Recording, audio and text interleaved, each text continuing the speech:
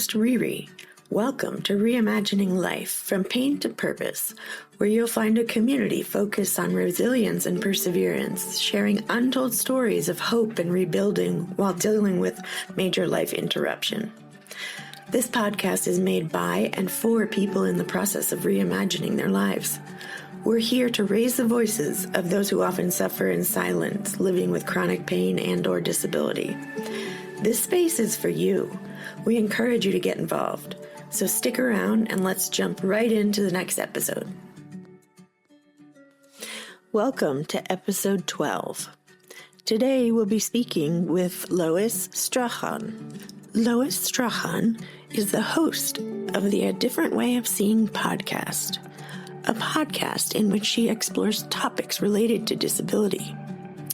Lois is a disability coach, an activist for those living with disabilities, a best-selling author, an inspirational speaker, and a sometime rock musician.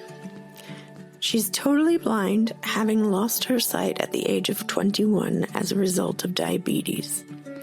In all her work, Lois seeks to empower people with disabilities and to bring greater levels of inclusion and diversity into society and the workplace. Today, we have the pleasure of speaking with Lois Strachan. And Lois, welcome to the podcast. We're so happy you're here. I'd love if you could tell our listeners a little bit about yourself, who you are, and what makes you a reimaginer. Hi, Riri. Thank you so much. It's great to be here with you on the show. So my name is Lois, and I guess my story begins way back when I was 6 years old. I was diagnosed with type 1 diabetes. That's the kind of diabetes that is controlled using insulin. And what I don't think I or my family knew at the time, but discovered much to our shock and concern, was that about 60% of people who've been living with diabetes for a number of years often develop side effects, including problems with their eyesight. And when I was 21, having followed a year of laser surgery on my eyes, followed by 6 surgical operations, 3 on each eye, I landed up being diagnosed as being totally blind, which meant that my world suddenly looked very different from how I had always imagined that it would. And yeah, I guess that was the first situation in which I really found myself as having to reimagine what was possible for me, what my future might look like, and the way I reacted in the world.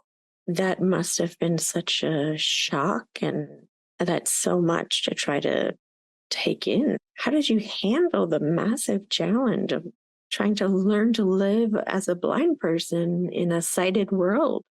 I think when it comes down to it, I consider that I was really lucky. I had everything that I needed to help me adjust to that change. I had an amazingly supportive group of friends and family who, apart from 1 or 2 exceptions, most people stayed with me. They worked with me. They kind of learned and grew with me as I began exploring the world, which was so different. I had the attitudinal assets that I needed. I've always been someone who loves solving problems, who loves solving puzzles. So that really worked in my favor. And I also had the asset of having an attitude that was kind of, well, this has happened. So what now?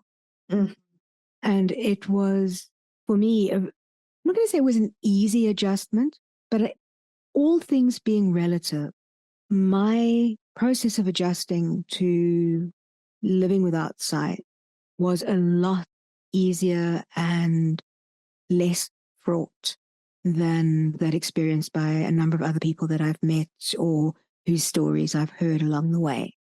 So I really did. I had everything that I needed to help me adjust to that change. And I'm really, really grateful that that was the case. That's quite remarkable, and obviously says a lot about who you are as a person to be able to have that perspective and just continue on like that. Were there any particular techniques or strategies that you found especially helpful? I probably didn't realize at the time, but looking back now over a period of a number of years, I realized that the way that I adapt, the way that I adjust to new things has been fairly consistent over the years. So it's simple techniques like rather than feeling overwhelmed by facing a brand new task that seems so overwhelming and so hard to just get your brain around, the ability to break that down into simple steps and knowing that all I have to do is to take just the next step. Because taking even a single step forward has meant that it opens up new opportunities. Things get clearer the further I move through that challenge, that obstacle, that new experience. And just taking it one step at a time really does help me, I think, to adjust to any new experience.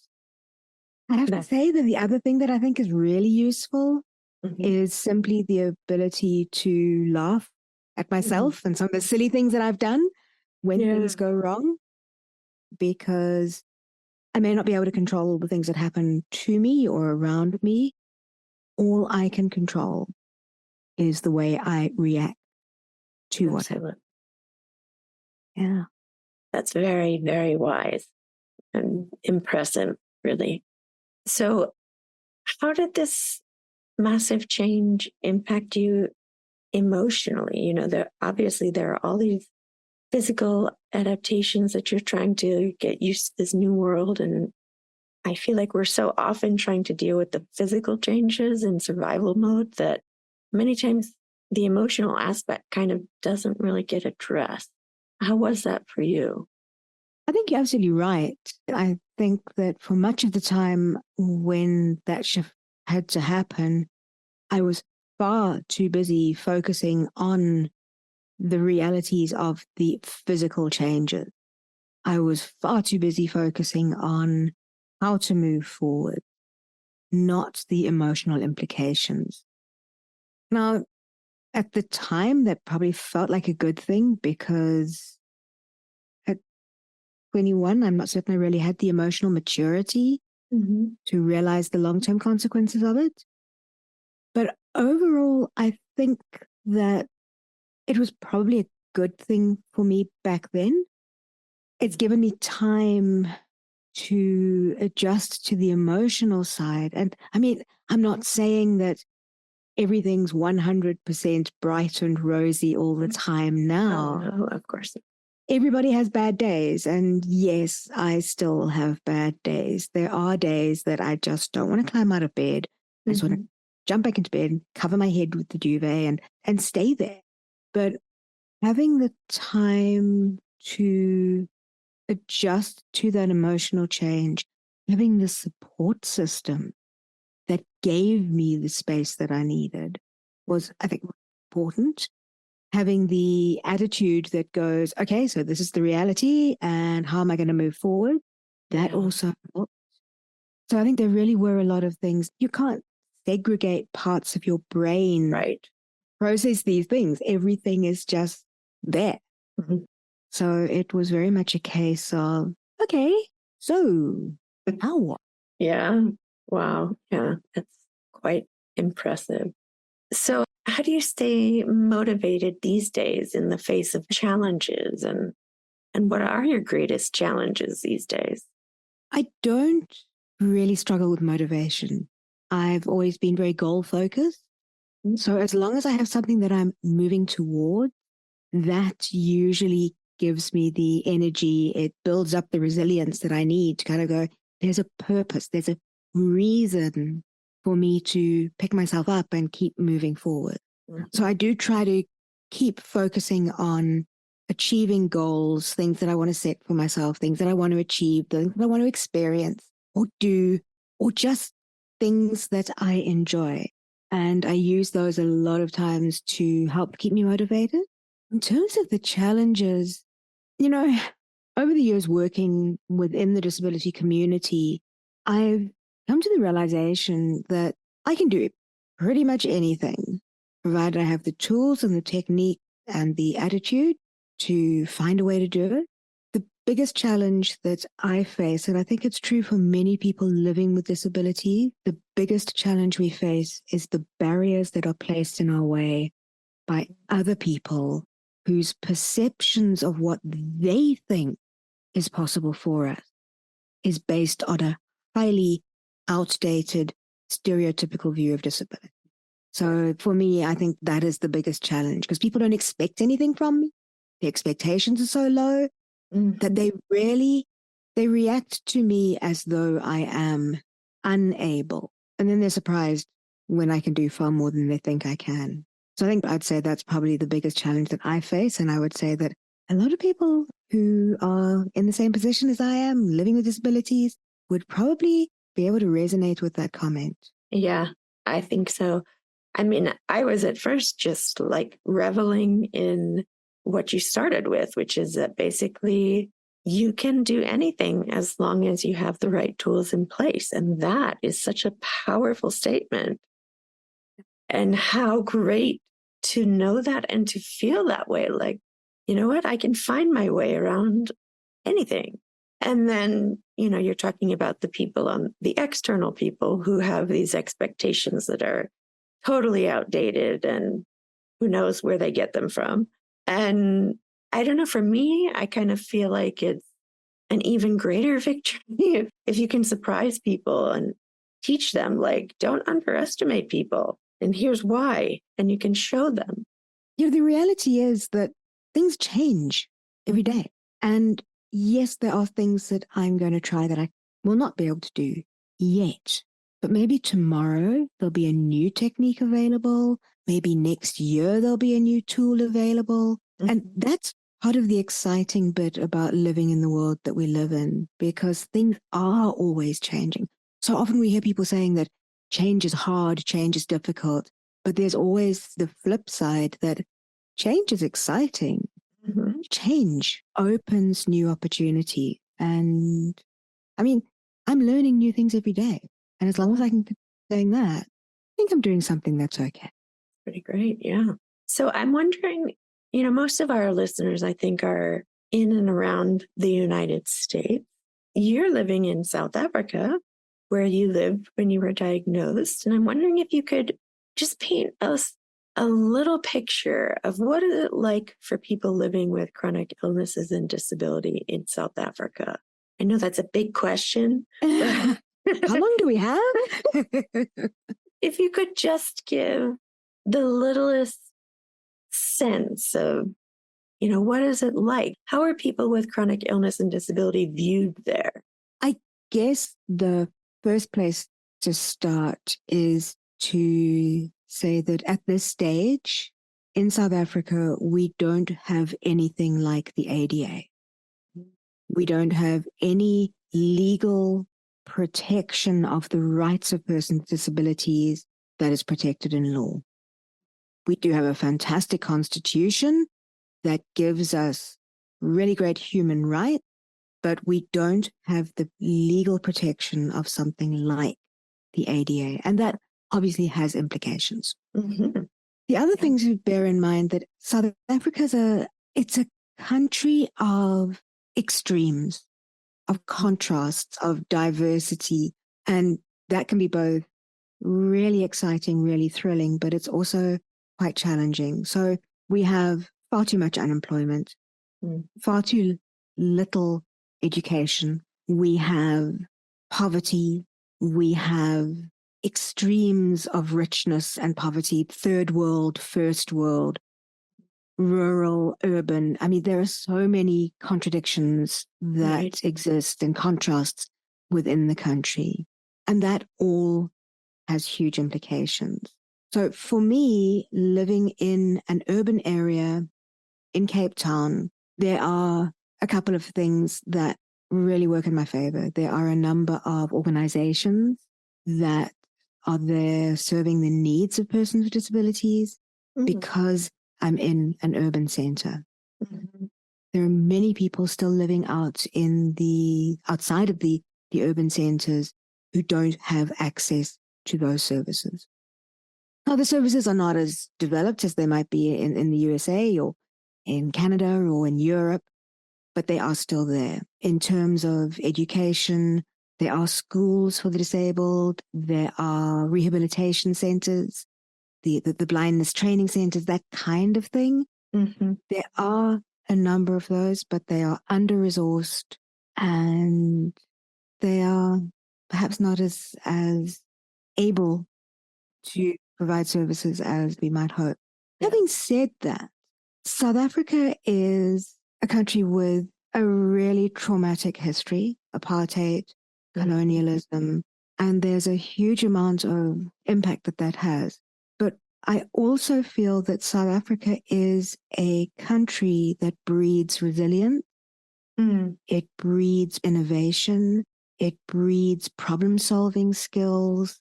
And it has resulted in some truly amazing people. And I say for myself, from my lived experience, that generally the experiences I have as a totally blind person being out and about in South Africa, people are amazing. They may not always understand that my guide dog is a guide dog rather than just a dog. They might not know always how to engage with me, but they're usually willing to try. And that can spark conversations. It can spark opportunities. It can spark, I suppose, the opportunities for change and learning and grow. Absolutely. That's such a positive perspective to have. And you're just so open and honest. And that's really, I think, inspiring, hopefully, for others as well. I know I am always aware that I am speaking from a position of privilege. I do have a strong support system. I do have access to support services. I do have the financial security of knowing that I am able to do the things that I want. And I know that makes me one of a very small minority of persons with disabilities in South Africa. And I guess that's part of the reason that I am called to do the work that I do, to try and make a difference for other people with disabilities who don't have the same opportunities that I do. Yeah, it's an important role. Also kind of a lot of responsibility. But that also, I'd love for you to tell our audience a little bit about your podcast. I love the name of it, A Different Way of Seeing. What are your goals for the podcast and what kind of response have you gotten from folks?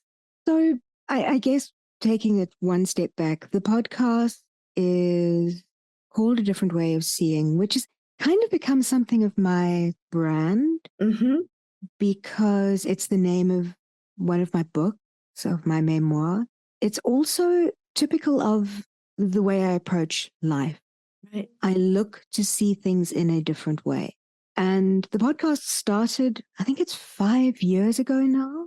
Wow. And it started off originally as an accessible travel podcast where I was talking to people with disabilities who explore the world of travel and some of their experiences, the travel experiences that are accessible to people with disabilities, and just anything to do with travel. And probably now about 18 months ago, once I realized that when COVID, things were still changing, and that was a great time for me to look at bringing that brand under a little bit closer to what I was doing more usually in my work.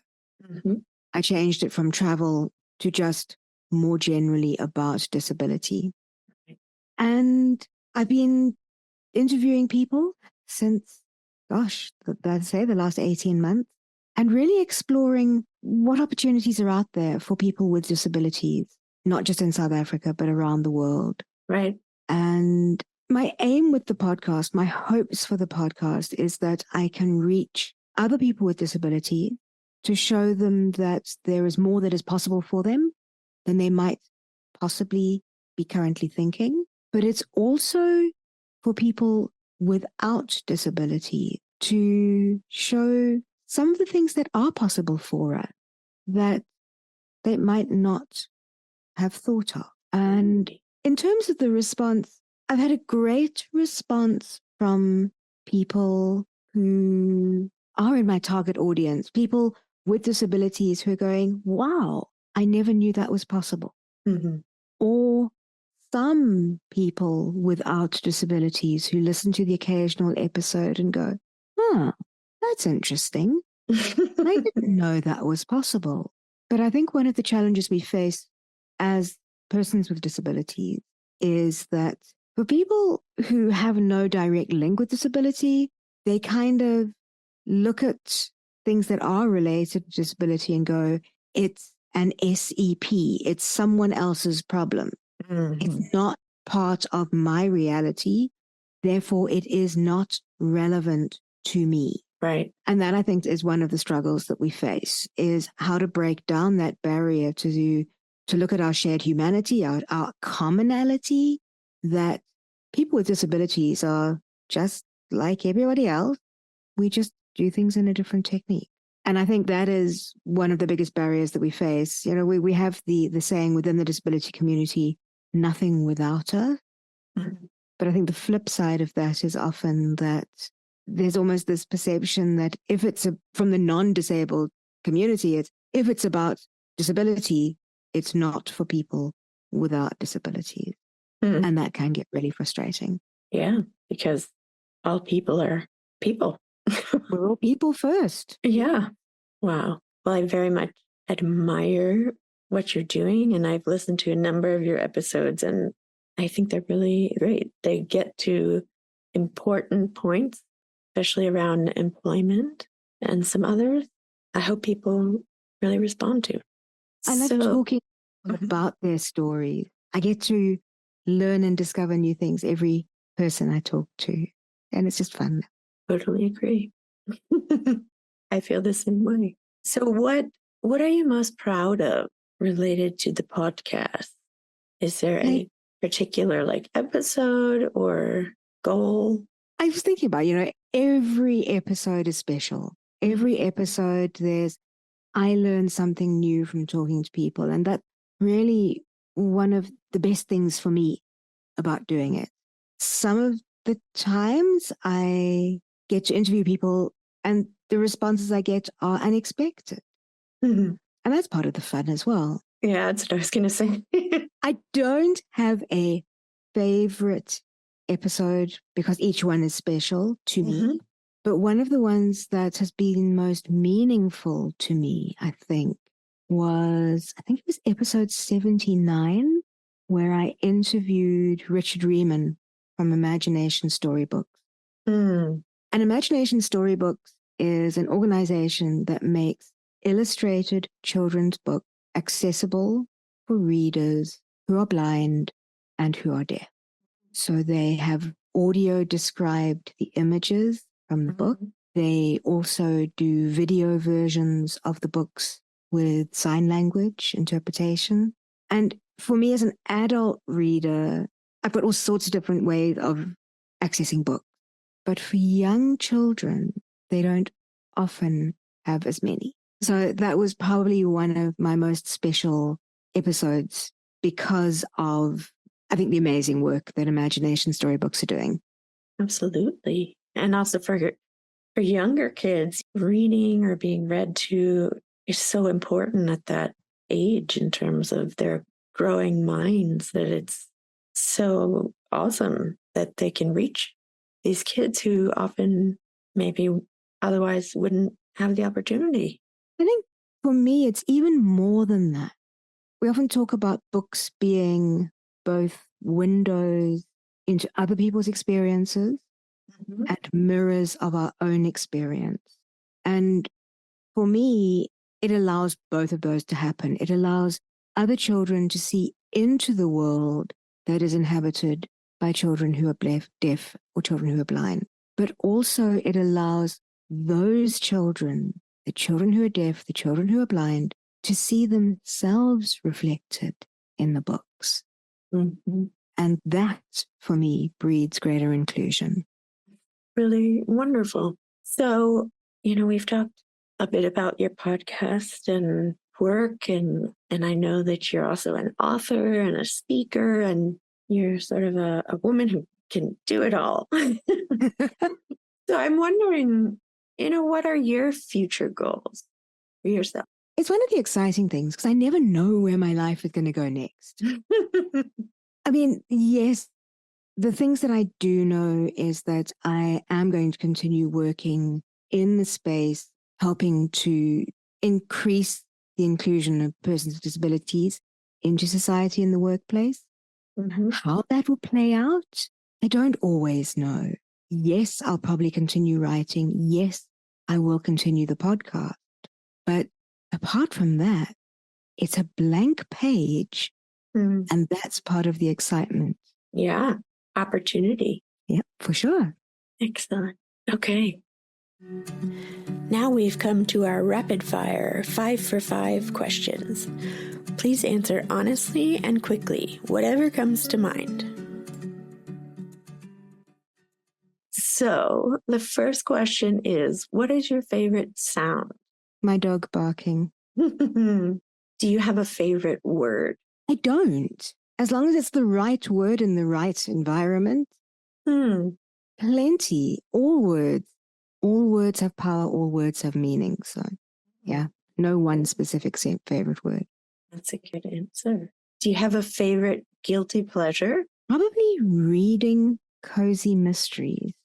That sounds lovely. I don't know that it's guilty, but... I think people kind of look at cozy mysteries as being, it's a bit like a few years ago, people used to think romance books were like, oh no, yeah, readers don't read romance. I don't read mystery because I find they get a little bit hectic and my brain's getting a little bit bruised by mysteries or crime. Cozy mysteries allow me to indulge the problem solving, the puzzles, without being exposed to the violence. So, yeah. Sounds like a smart selection then. Okay. So what's something you've learned that you wish other people would understand? We're all the same, and yet all unique. Well said. And the last one, what advice would you give to an 18-year-old you? Oh my. Keep going. That even if things don't always make sense right now, that they will in time. That's great. So you have completed our 5 for 5. You get an award. No, but those are all of my questions. I've really enjoyed speaking with you. Do you have anything else you wanted to add or say? Just to say that I'd really love for your listeners to look up a different way of seeing the podcast or the book and give it a try. Absolutely. You never know what you'll discover. Yeah, and we'll put links to the podcast and Lois's information when we post this episode. All right. So thank you so much. This episode revealed the real importance of having a support system in place, perspective, and positive thinking while adjusting to a major life-changing medical condition. Lois lost her sight at age 21 due to the side effects of type 1 diabetes. In an incredibly powerful way, Lois speaks about how having supportive family and friends around her, in addition to her own positive, forward-facing attitude, were so key in helping her learn to be a blind person in a sighted world. She talks about how she had everything she needed. It was just a matter of problem solving, like with puzzles, which she always enjoyed. This is not usually the way someone describes dealing with losing their sight and having to learn to move around and live in a completely different way. Lois's optimism and enthusiasm are infectious, as she can quickly shift from talking about a really difficult situation to making a joke that points to some sort of irony. Lois remains highly motivated to continue to solve problems, be creative, and find new opportunity thanks to her goal-oriented approach. She just might be the most resilient person I've met, at least thus far. Thanks for listening to Reimagining Life from Pain to Purpose. We're always interested to hear your feedback and questions. So leave a review and drop us a note at reimagininglifepodcast@gmail.com or find us on Facebook or Instagram. We hope you'll tune in for the next episode.